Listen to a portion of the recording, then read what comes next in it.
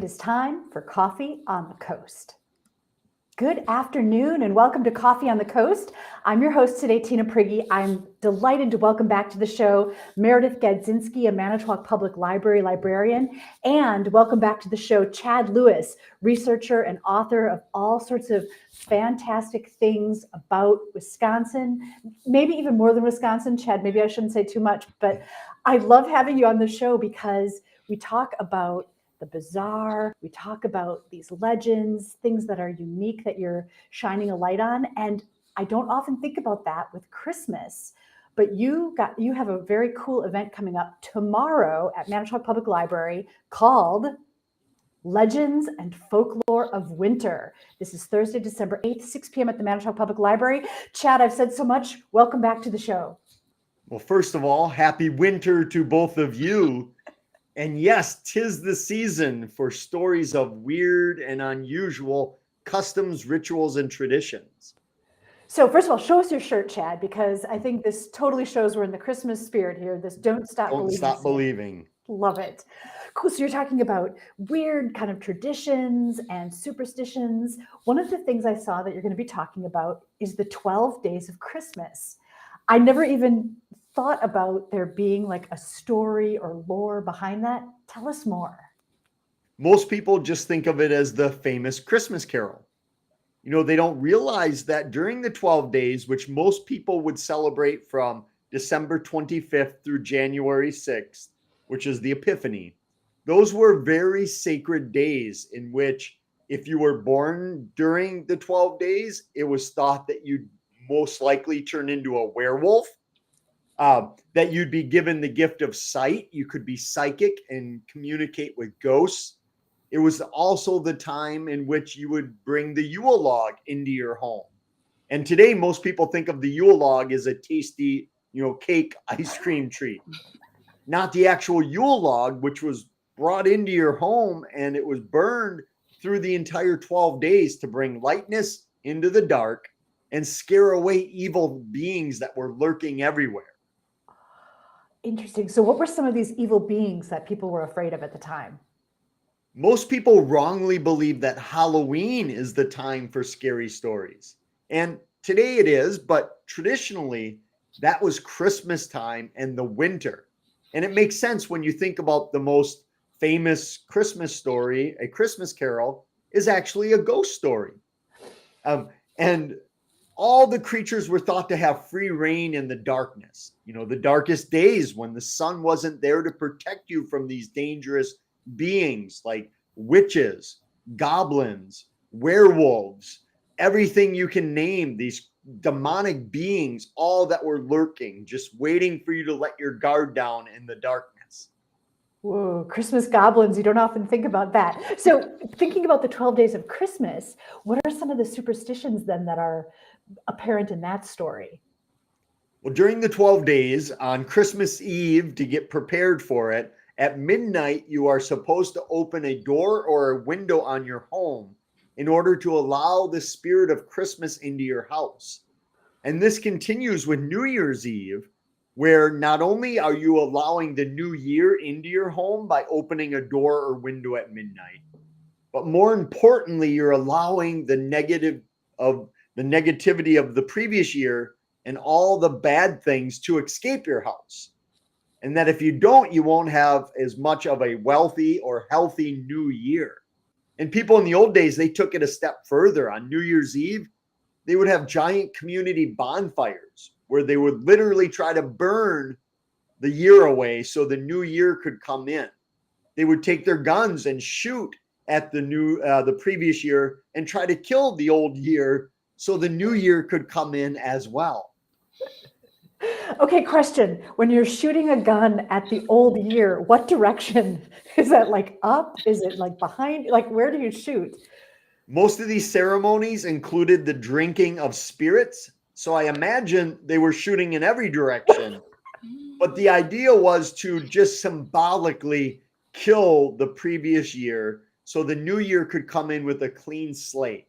And you find that quite a bit. Guns and noise were very popular for a lot of our winter activities in the old days. And I imagine, in the old days, right? It's dark because the sun has set and it's set early. And there wasn't necessarily the tradition of all of the downtown street lighting and things like that we have, right? It was all, pre-electricity. So it makes sense I could see how the darkness would be a little more fearful.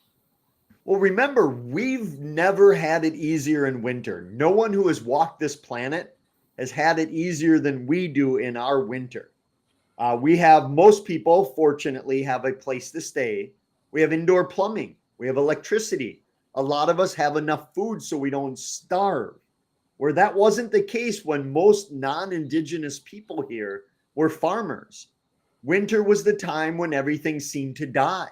Your crops died. Animals went into hibernation of sorts. And there was no guarantee that spring would bring life with it, that your crops would rebound, that your animals wouldn't go lame. So there really was a life or death scenario in those old days. And many of them were trapped in their homes for months in the winter. No running water, no indoor plumbing, no electricity. They might only go out to gather food or to get more firewood. But the rest of the time, they were sheltered in. I mean, today we have streaming services. We have the library to give us anything we want. I've never had it easier. So whenever I'm feeling blue in the winter, thinking there's nothing good to watch on Netflix, I always think of my ancestors living in that one room cabin without running water. And, it cheers me up quite a bit. Yeah, that's a great perspective. That is great for perspective. So we just had Saint Nick night, and I know that the companion to Saint Nick is Krampus. And is Krampus also something that you'll be talking about? Yes, a lot of people wrongly believe that Krampus is the anti-Santa Claus, where I consider him or it, because he's a demonic looking half goat, half demon creature, the big furry tail and this long red phallic tongue. I see him as the yin and yang, him and St. Nicholas, the good cop, the bad cop. St. Nicholas's job, obviously, was to go around and any children that left their shoes out for him, he would reward them with candies, treats, coins, chocolates, and the like. But it was Krampus's job to punish the naughty children. And here in America, if you were naughty, the worst that would happen is you'd get coal in your stocking, which in the old days would have been great. You could have heated your home with that coal. But Krampus in Europe was not playing around. He would show up and start whipping the children with his switch. Oh, what? His switch, his birch stick, bindle of sticks, he would smack and slash across the children. And if they were very ill-behaved, he would put them in his basket and take them back to his lair or to hell, and they'd never be seen or heard from again. My goodness. So, okay, back in the days that you're talking about, were children a lot worse behaved than they are today? Some would argue they're better behaved back then than today. And Krampus might even be older than St. Nick. Of course, St. Nick died in 343 CE, and that's when the legend of Father Christmas and St. Nick kind of started. But Krampus might have its origins even further back into history than St. Nicholas. And Krampus's job was to keep children best behaved. If a child wasn't going to sleep in December or wasn't minding their parents, all the parents would have to do is say, I think I hear the bells of Krampus out in our yard. Must be coming to our home early. And those kids would go to bed and start listening. So it was kind of like the boogeyman. Keep yourself in shape. Otherwise, bad things will happen. But by the 1900s, kids loved Krampus. I have so many newspaper accounts of older adults bemoaning the fact that St. Nick would often give little statues of himself to well-behaved children. And the children that were naughty or not well-behaved would get a little Krampus statue, saying that the kids heavily out-preferred the Krampus statue than that of St. Nick. And he was wondering in the early 1900s, what's wrong with children? Whereas if those authors could see today how popular Krampus and excited people are to celebrate it, it's just amazing that people love the dark side as much as the light side. Right, right. The whole cult of, people that love Darth Vader, for example. He was meant to be this terrifying thing, but people adore him. So this is so interesting and so cool. And I love the concept that there are superstitions and this folklore and legends. And so Meredith, tell us, there is a program that's coming up tomorrow night at the library, 6 p.m. What do people need to know? All you need to know is it's in the Bolkanski Community Room. This is in person. We're not doing anything online with this program. And I'm excited because this is the first time Chad has been back to MPL since before COVID in person. So I'm pretty excited about that. And all they need to do is show up and enjoy the show or presentation. So no pre-registration is required? Mm-mm. Would you say this is appropriate for adults only, adults and children, the gamut? Well, I've had kids come to my program as young as 8. I usually say about 8 and above. And I've had some parents ask about beliefs, what's going to be discussed. I do the history of Santa. And if anything, anyone who comes to the program is going to leave the program with a greater belief and a greater appreciation of Santa than when they came in. So it's open to all ages, all beliefs. There'll be no spoilers here. You're going to leave with a greater appreciation, not only of all the holidays, but for Santa Claus himself. Nice, nice. Yep, and as always, it's really up to the parents' discretion what they want to bring their child to. And I will say one thing I do enjoy about Chad is that he presents the evidence and the stories, and he really doesn't give opinions one way or another, and he just lets the audience decide for itself what they want to think. And that's one thing I really enjoy about Chad.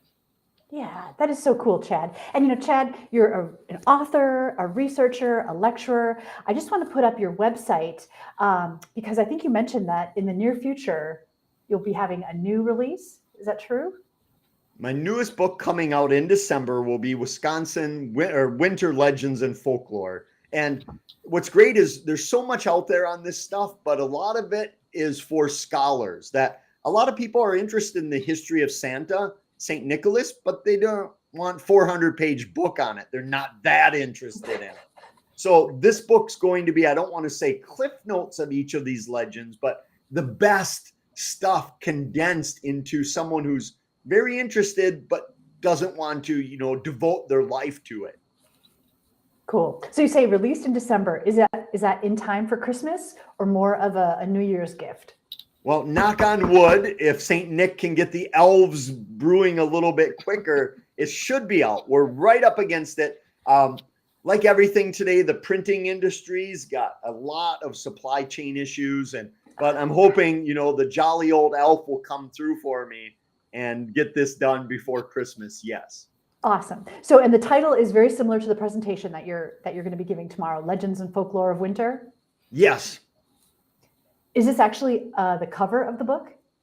No, the cover, which you can see on my website, the front cover has Krampus walking through the snow, covered in snow and his chains. And the back has St. Nicholas peering in on children who by their Christmas tree, using the old tradition of lighting candles and using those in the Christmas tree. Because before electric lights, people actually stuck real candles in their tree to bring light into the dark and signify that demons and spirits weren't welcome. Interesting. So what story are you the most excited to share with attendees tomorrow night? I obviously love the story of the Wendigo. It's my favorite Northwoods creature, but I'm also into the very obscure legends. Like on New Year's Day, it was advised that everybody could smoke out their house, start fires in all the fireplaces, shut all the doors, windows, and vents, and smoke the house up as long as the family could stand it before passing out. And then they'd run outside and be cleansed for the new year. But when they were done with that, they would bring their pets through, and then the livestock would come into the house and be smoked, cleansed free as well. And I can just imagine how long it must have taken for that smoke smell to get out of their homes back then. But that was one of their traditions, to start the new year with a fresh, clean smoking of the day.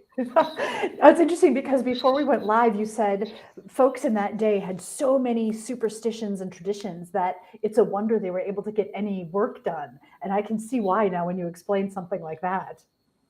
Just on Christmas Eve, there are about a dozen things that you're supposed to do, oftentimes all at the same time at midnight. So you have to kind of pick and choose which one. And many of these often result in bad luck or ill fate if you do not do them.